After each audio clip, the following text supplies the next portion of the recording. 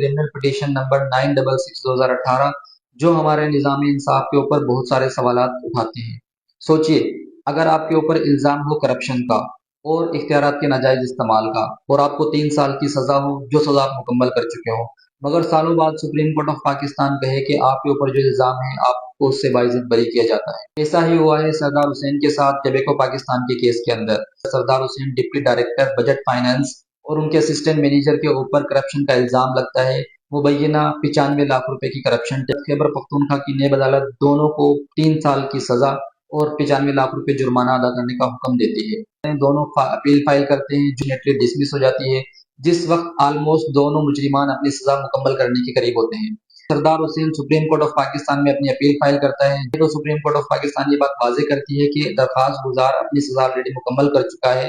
तो क्या दरख्वास्त सुनी जाए, जिस पर दरख्वास्त गुजार रिक्वेस्ट करता है कि मेरे केस को मेरिट की बुनियाद पर खत्म किया जाए। पाकिस्तान अपनी फाइंडिंग्स देता है कि सरदार हुसैन के ऊपर जो मिस यूज ऑफ अथॉरिटी का इल्ज़ाम था वो इल्ज़ाम बेबुनियाद था, क्योंकि सरदार हुसैन ने अगर मिस यूज ऑफ अथॉरिटी की होती तो लोअर कोर्ट या जो टेबेको पाकिस्तान के इंक्वायरी ऑफिसर थे कोई बैंक स्टेटमेंट या उनके कोई माली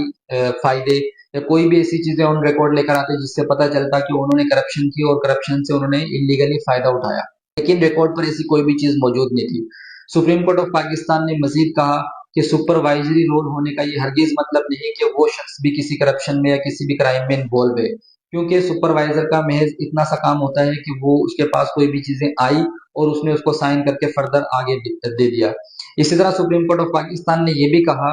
कि मिस यूज ऑफ अथॉरिटी जब तक कंसिडर नहीं की जाएगी जब तक कि वो शख्स इंटेंशनली या डेलिबरेटली इस चीज को जानता हो कि मैं जो काम करने जा रहा हूँ मैं गलत काम कर रहा हूँ और उसकी नॉलेज में भी हो, उसके बावजूद वो काम करे तो मिस यूज ऑफ अथॉरिटी है।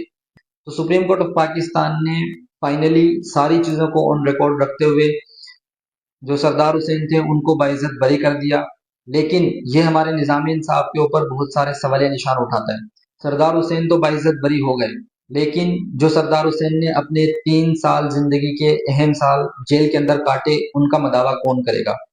इसके अंदर एक चीज ये भी आती है कि अगर सरदार हुसैन ये अपील फाइल ना करते तो उनके ऊपर क्या होता। अगर सरदार हुसैन ये अपील फाइल ना करते तो उनके ऊपर सारी जिंदगी एक चार्ज रहता कि वो करप्शन के मुजरिम हैं, लेकिन जब सुप्रीम कोर्ट ऑफ पाकिस्तान ने फाइनली उनको बाइज्जत बरी कर दिया तो अब उनके ऊपर कोई एलिगेशन नहीं है, वो एक बाइज्जत शेर है।